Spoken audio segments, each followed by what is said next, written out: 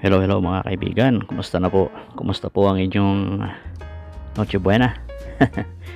I hope masaya, no? Kahit na simpleng mga handaan lang. Alright, so yun na nga. Belated Merry Christmas and advance Happy New Year po sa ating lahat. Alright, nung part 4, no? Yun, pasensya na sa manok. Part 4, nakaligtaan kong sabihin, no, yung exception dun sa right against self-incrimination, no, nabanggit ko dun sa conclusion. Pero di ba nabanggit ko dun na may exception siya, no? So pero hindi ko na-explain, so i-explain ko po ngayon. Ang limitations po ng right against self-incrimination, no, basahin po natin. The right against self-incrimination cannot be invoked when the state has the rights to inspect documents under its police power, such as documents of corporations. Ibig lamang pong sabihin yan sa Tagalog, yung isang iniimbestigahan, witness or mga resource persons gaya nila Lincoln Ong, di ba? Yan sila Morhit Dargani. Nakakulong sila sa Senado. Merong ano doon, kulungan doon, no? Nakakulong sila dahil yun na nga, may mga documents na hinihingi sa kanila tulad ng libro, nakaraan tinatalakay. Pero anong sabi ni Lincoln Ong? Hindi ko alam, Your Honor, 4 na buwan na akong nakakulong dito, so hindi ko na alam kung saan na napunta. Ganon din si Morhit Dargani. So evasive sila, hindi sila sumasagot. So yun po yung contempt power ng Blue Ribbon Committee or ng Senado in general. Pwede nilang ikulong on the ground of contempt. Yan. So yun nga, ulitin ko, the right against self-incrimination cannot be invoked, or you cannot put it as a defense, or you cannot exercise it when the state has the rights to inspect documents under its police power, such as documents of corporations na hinahanap nila Senator Gordon at ng mga kasamahan niya. So yan po yung dahilan bakit nakakulong si Morhit Dargani saka si Lincoln Ong, no? And then yung iba pang mga kasama nila, di ba, hindi na nga mahagilap, no? Tulad nila Attorney Lau, di ba, yung dating undersecretary, at marami pang iba. So ayun, wag na nating patagalin mga kaibigan, ituloy na natin ang part 5. Here we go. Did you place him? It Did was you the place board. him? Who? The board. The board. Oh, that board again. Who are in the board? Lincoln Ong, Wang Chuyen, and myself. My sister is not involved in any of the operations or transactions, so she doesn't. Again, who is there? Lin Wei Xiong is in the board? No, he's not. Okay. Who are the other ones in the board? You yourself? Lincoln Ong? Mr. Wang Chuyen. Wang Suyan, the president. What is it taking you such a long time to say who's in the board? I answered the question, Mr. Chairman. No, you only answered Mr. Wang yourself. Sino ba? I answered myself, Mr. Wang, Mr. Lincoln, and my sister. But she Mr. has Lincoln, no? Sabi mo, your sister has nothing to do with it. Binabawi mo naman ngayon. So, she's also in the board. Sino pa? That's 4. Ano ba dyan? Mr. Garado left the company in 2019. Ganado left the company. Who replaced him? Nobody replaced him, Your Honor. Okay. So, Lincoln Ong, Mohi Dargani, Twinkle Dargani as president, Wang Suyan. That's it? Yes, Mr. Chairman. When you say that Mr. Lin Wei Xiong was appointed by the board to Yes, be the Mr. financial Chairman. manager? Yes, Mr. Chairman. Just for Who that. nominated him? Extra. Who nominated him? I can't remember. That's almost 2 years That's ago. convenient. You know, that's always a convenient answer. I can't remember. How can you not remember? You're dealing with a billion peso corporation.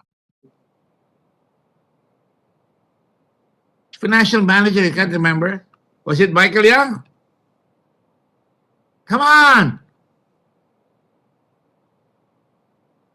Man up!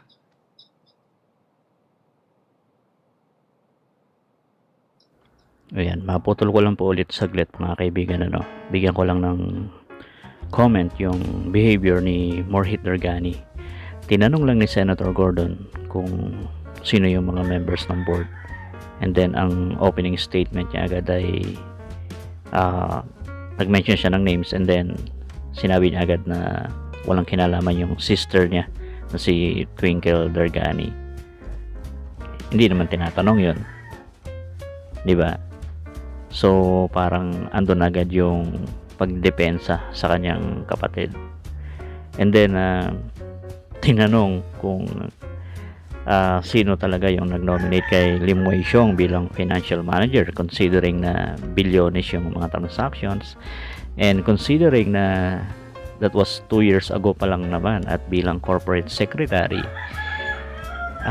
it is highly unbelievable on the part of Mohit Dargani na hindi niya maalala kung sino yung nag-appoint kay Lim Wei Xiong as the financial manager. Ayan. So, yun po yung mga minsan kailangan bigyan ng pansin, no? Yan na nga yung demeanor na sinasabi natin. So, on my opinion, no, that sends a signal to, you know, to doubt. Okay, tuloy po natin. Apat lang kayo. Twinkle, did Twinkle nominate him? Mr. Wang, did you nominate Mr. Lin Wei Xiong as a financial manager? Mr. Wang. Mr. Chairman, I think I agree. I think what Mr. Mohit Dargani said is Mr. Michael Young acted as a guarantor for our finance, for the suppliers that we will pay them after. So I believe that's why I think perhaps why Mr. Lim Wei Xiong was. The question is very simple, Mr. Wang. Who nominated Lin Wei Xiong? Financial manager is a very important position.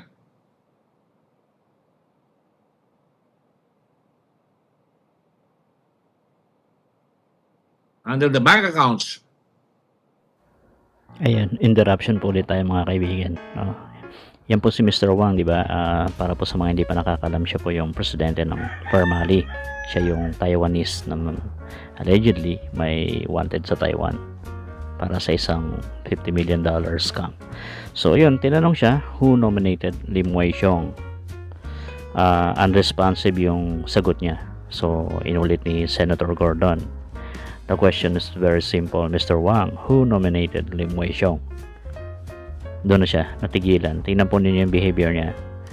Ang tagal niyang sumagot, natigilan siya, and then sabay kamot sa ulo. So, ano pong ibig sabihin yan? Di ba mga kaibigan? Di po ba kayo napapaisip? Alright, tuloy natin. He handles, how do we pay all these importers? Come on, Mr. Wang. What's your answer? I think The record will say that there is a long, long pause between questions and answers from both of you and Mr. Mohit Dargani, and I'm putting that on record. What's the answer? I think that that's what Mr. Dargani said. That we have an obligation to pay back our suppliers after we receive out our collections, and therefore he was placed in there as a form of guarantor, so that when we receive the collections, we would pay back immediately.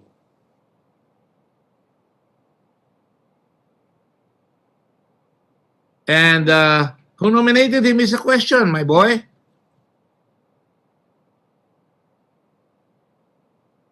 Who I does he don't- represent?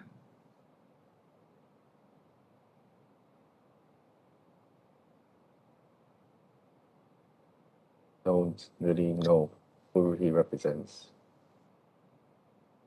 But I believe he's just looking out for the interests of our suppliers. Can you speak a little louder, please? Shall I show you the pictures? Pinakita niya na eh. At the beach.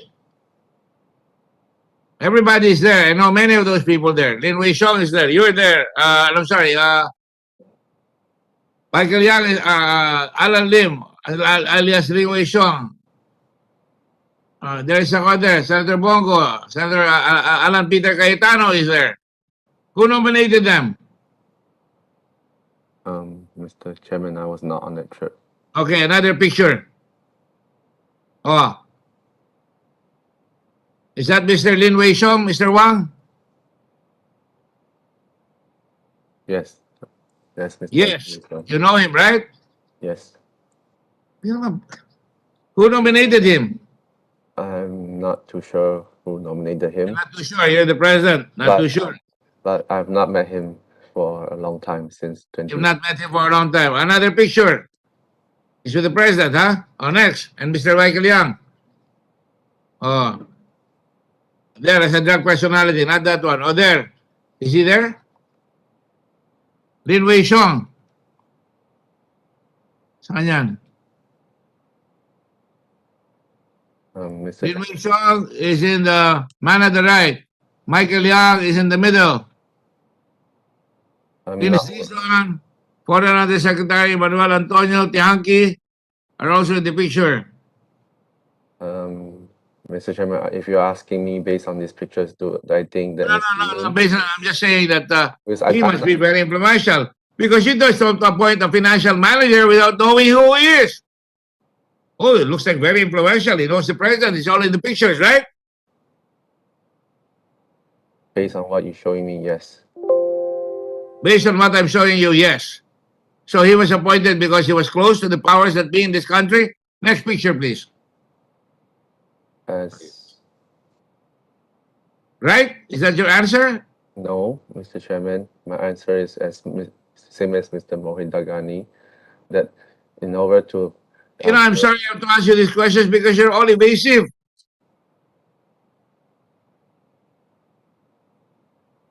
Next picture.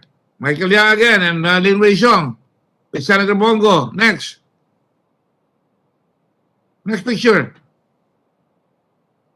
I cannot comment on the relationship because I'm not No, I'm just saying to all of you, either of them. Mr. Dargani, was he nominated based? I mean, you don't appoint a financial manager from out of the blue.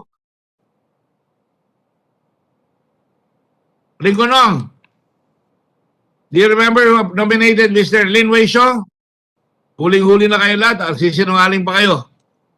Mr. Chairman, as mentioned by Mr. Dargani, I think it's the board, and then it was years ago. I don't remember also, and then it's also a bank document. So I don't want to further incriminate ourselves, so I cannot comment You on don't it. know what the word incriminate means. You're already incriminated whether you like it or not.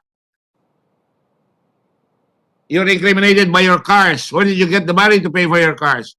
You're incriminated by the fact that you are under the payroll of Mr. Michael Yang. You're incriminated by the fact that you were with Michael Yang when you see the president in private. Stop talking to me about self-incrimination. I've not asked you anything that will incriminate you. It is not incriminating to say who nominated Mr. Lin Wei Xiong, who doesn't seem to appear here. He's still in Dubai, who's married to Rose Nono Lim, who is very famous in the country today for having her garages suddenly give birth to cars. Expensive cars. O sasabihin na naman ni Presidente, sinisigawan ko kayo. Hindi, passion lang yan, passion. O, ayan, nandiyan kayong lahat. Hey, the gang's all here. in the picture of Pharmally with the president. You were there, right, Lincoln? Yes po, Mr. Chairman. Yes. Lin Wei Xiong was there, right? Yes po, Mr. Chairman.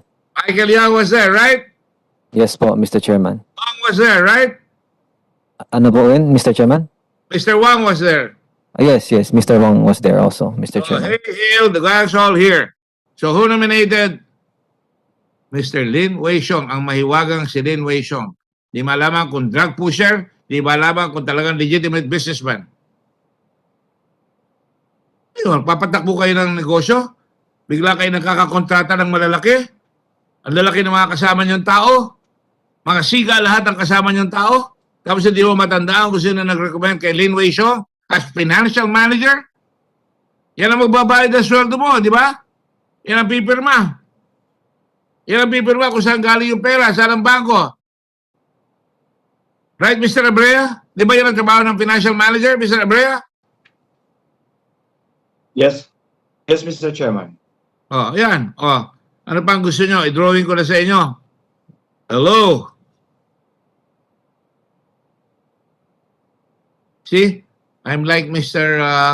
Wang. I get agitated too. I get passionate when I'm asking Wang different questions. He suddenly translates himself from a humble being into a very agitated person. I get agitated when I'm being lied to. Tensya na kayo. Yan ang nature of the beast.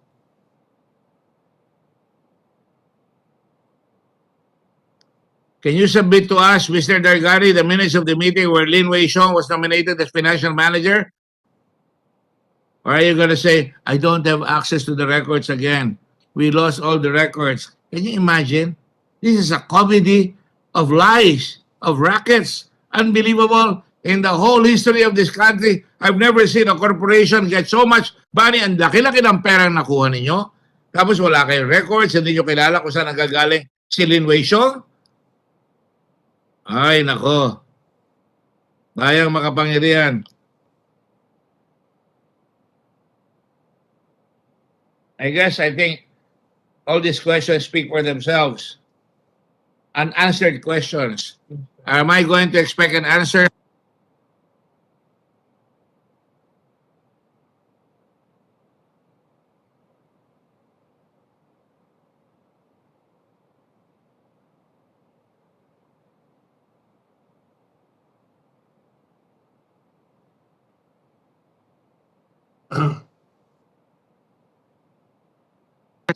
Okay, I will leave this particular chapter. This one is a mysterious Lin Wei Xiong. Yung kanina escape from Davao. Yes, Senator Dillon, are you going to add to the gold chapter? Go ahead, please.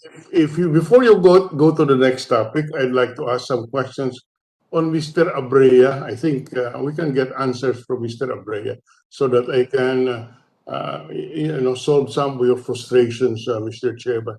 So is Mr. Abrea still around? Yes. Yes, Okay. Mr. Yes, sir. Chairman. Yes, sir. He's there. He's there.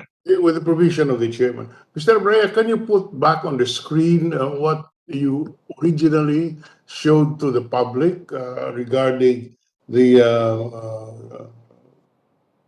financial transactions of Pharmally, the chart that you showed, and I would like to go through it one by one so that I can better understand it. Okay, Mr. Chairman, we'll share the screen.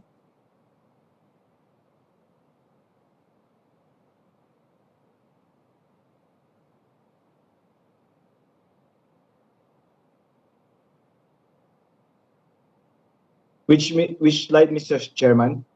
Anyway, they're not that many slides there. Let's start from the start so that the public can better understand what you're presenting to them with some detailed explanation, if you can. There you are. All right. The one of the things that I have been pounding on from the very start would be the financial statements of Pharmally, which showed that they indeed had gross sales of roughly 7.3 billion, out of which they claim an inventory of 7.2 billion that they sold to PSDVM. Is that correct, sir? As presented in your chart? Mr. Chairman, I did not hear Mr. Chairman. I'm sorry, I could not understand you. This is what you're showing here appears in the financial statements of Pharmally. Is that correct?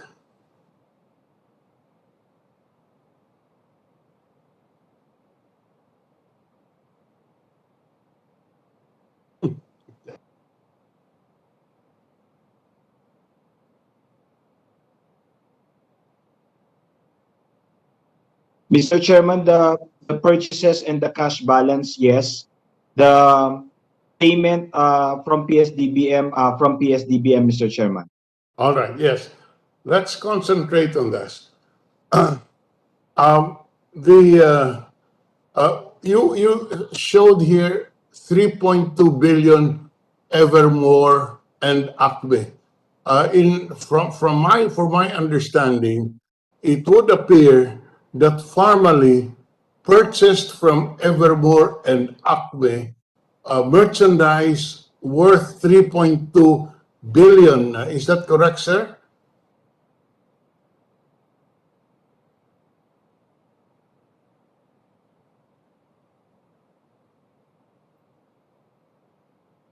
From the record of BIR, Mr. Chairman, the 3.2 billion was declared as purchases. That's correct. It was declared as purchases. And the items purchased were the ones sold to DBM. Does it indicate so? Which purchases? So, These 3.2 billion were purchased by Pharmally the Pharmaceutical. 2.9, the 2. I'm sorry, but the transmission is very bad. The 2.9 billion, Mr. Chairman, the 2.9 billion was purchased from Evermore, which Yes, appears to be their source in their supplying to PSDBM, Mr. Chairman. yes. It was purchased from Evermore. Yes, Mr. Chairman. Yeah, what's that? How much? 2 billion. 2.9 billion. 2.99 billion. All right. Yes, Mr. Chairman. All right. We tried to subpoena Evermore. Their address appearing in the records of the government is 16 Reynaldo Tandang Sora, Quezon City. The return of our Senate sheriff is that this company is not found in the address given, and therefore it would appear that it is a fictitious address.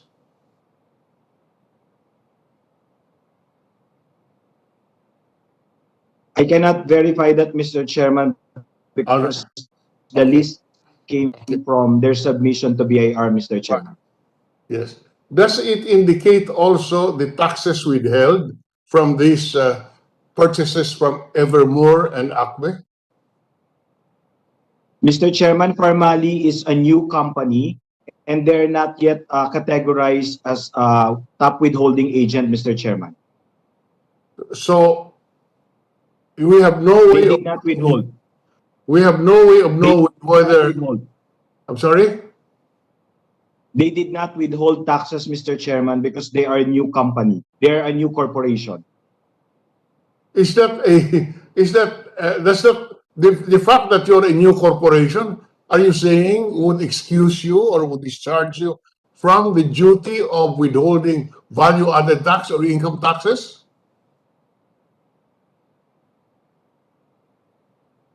Mr. Chairman, since Pharmally is a new corporation, BIR has not yet classified them as a top withholding agent. Therefore, they have not withheld income tax or withholding tax from their income payment to Evermore and Acme, Mr. Chairman. All right. Okay, now, but okay.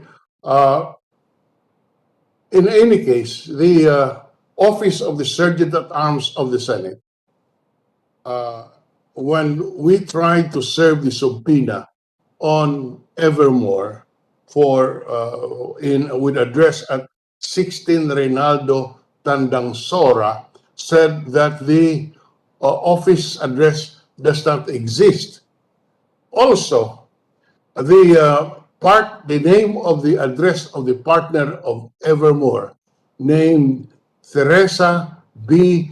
Niedre, whose address is 105 F. Legazpi Street, Ugong City, Pasig, or Pasig City, also was not, could not be found. Is it possible that these are fictitious names? Yes, Mr. Chairman, we can validate it with SEC if they complied with the annual submission, Mr. Chairman, whether the corporation is still in operation or not, Mr. Chairman. These are not corporations. These are partnerships. These are partnerships. Evermore and Acme are partnerships, and they have almost identical articles of partnership. They were incorporated. They submitted their articles of partnership at about the time that Pharmally was incorporated, and they were amended. The articles were amended almost with the same phraseology. Now, I am also concerned that about half of what appears to be the cost of sales are from unknown suppliers. Is it possible that these suppliers do not exist at all? You listen here. Mr. Chairman, based on the submission of PAR, Pharmally did not disclose or declare other suppliers other than Evermore and Acme, Mr. Chairman. I'm sorry, how is that again? Based on the submission to the BIR, Pharmally did not declare or submit any other suppliers other than Evermore and Acme, Mr. Chairman. All right. They submitted no other name except Evermore and Acme, and they indicated that Evermore and Acme, that they purchased 3.2 billion from Evermore and Acme, and yet they claim a total inventory purchase of 3.2, and that is why you made a conclusion that these are unknown suppliers. Now, Yes, Mr. Chairman. yes, all right. Just for the record, I will repeat for emphasis.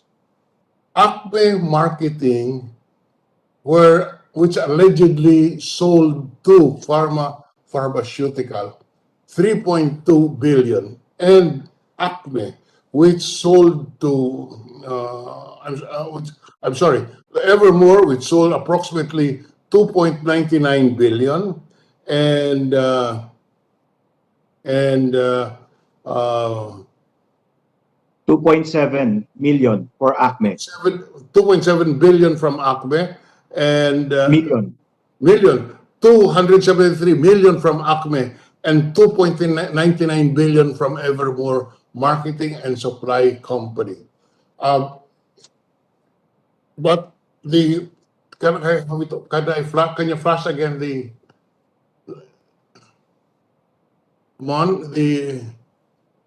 chart that you showed? It's important. Ooh, okay, there you are. Please don't remove this. Sorry, Mr. Chairman. What was that? All right, because I'm trying to make of record how mysterious this transaction is. They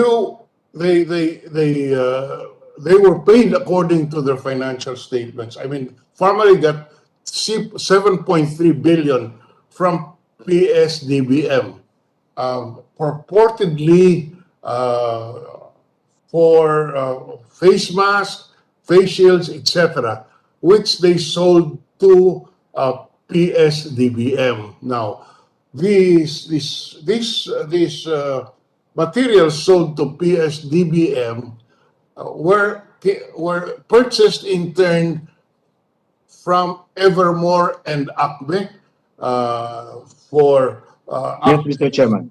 273 million, and Evermore Marketing and Supply Company 2.99 billion. That's one. Point number two. These are not corporations but partnerships. Number three, these companies do not exist, are not in the addresses they stated in the in the records of the SEC. The addresses for Evermore Marketing is 16 Reynaldo, Tandang Sora, Quezon City. That there is no such address, and they are not. Does not. The address does not exist. And also Acme Pinnacle, 170 Upper Banlat Street, also does not exist. The names and addresses of the partners of this huge, of this company who sold huge supplies. Evermore, a certain Teresa B. Niendre, 105 Legazpi Street, Ugong, Pasig City also does not exist. Also, a certain Melanie P. Busimi of 9637 Pililla Street, Rizal Village, Valenzuela, Makati, who is supposed also to be a partner. They are not in the addresses found. Now, let me ask Mr. Lincoln Ong. Yes, Mr. Chairman. Yes. What, again, for the record, what was your position in your company, in Pharmally? I'm a supply chain manager, Mr. Chairman. You're a what? Supply chain manager, Mr. Chairman. Chain manager. As supply chain manager, you would, it was part of your duty to look for suppliers of materials which you would sell to PSDBM. Is that correct? Yes, yes. Ano po? Okay, I'll go direct to the point. Did you know Ever Marketing? Mr. Chairman, the last time it was your birthday and then I already answered my question and then medyo nagalit po kayo sa akin. Kasi Mr. Chairman, these questions kasi leads to the BIR issues eh. And then si BIR po, hinahabol kami hanggang sa kulungan. Hindi ko na pwedeng mag-further comment. Huwag naman po sana kayo magalit ulit sa akin today, Mr. Chairman. Alam mo, kaya na alam ng buong bansa na talagang may tinatago kayo. Simple lang ang tanong ko po, kilala nyo ba itong si Evermore Marketing? Mr. Chairman, I'm sorry, I cannot further comment. Yun din po yung talagang advice po ng lawyers po namin. Huwag naman po kayo magalit sa akin. Okay. Ngayon, paano nyo po, how did you come up with the figure of 7.3 billion as the cost of your sales of the cost of the supplies you provided PSDBM? Mr. Chairman, as I mentioned in several instances already na when it comes to yung mga figures, mga accounting records, I really cannot comment on it.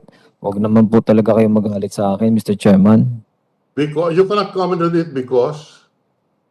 Kasi po, yung sabi ko nga po, hanggang sa, grabe po yung BRR, hanggang sa kulungan, umaabot talaga yung letter nila. Hanggang sa detention, umaabot yung letter nila. Yes. So, Yun po talaga advice ng lawyers namin na stop incriminating ourselves. mm-hmm. Alright. Now, okay, itong si Mr. Dargani. Mr. Dargani, you hold the position of treasurer. Is that correct? Yes, Mr. Chairman. So, did you pay for the supplies which Evermore provided Pharmally Pharmaceuticals? Ayan mga kaibigan, dyan po nagtatapos yung ating part 5. Abangan po ninyo yung part 6, i-upload ko na rin po. At para po doon sa mga hindi nakapanood ng part 4, 3, 2, 1, no? Maganda rin po na subaybayan ninyo yan para makita nyo yung sequence ng investigasyon na ito, no? Paano yung kwento. Okay? So, ayan, marami tayong obserbasyon na nakikita. But then again, hayaan natin ang Secretary of Justice or ang NBI, no, kung saan man dalhin ng Blue Ribbon Committee kung sino man yung kanilang mapili, no. Pero according kay Senator Gordon, mas preferred niya ang kay Secretary of Justice, no, si Attorney Maynard Guevara or DOJ Secretary Maynard Guevara. So, ayan. Again, disclaimer lang po. Yung sa atin ay observations lang and then commentary.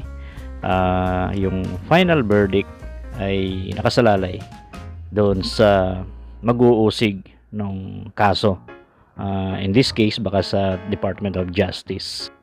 Alright, doon po sa part 6, masasaksihan po ninyo paano naman sumagot yung mga auditors and accountants na na-involve sa ACME, saka dun sa ano yun, ACME and Evermore company, no.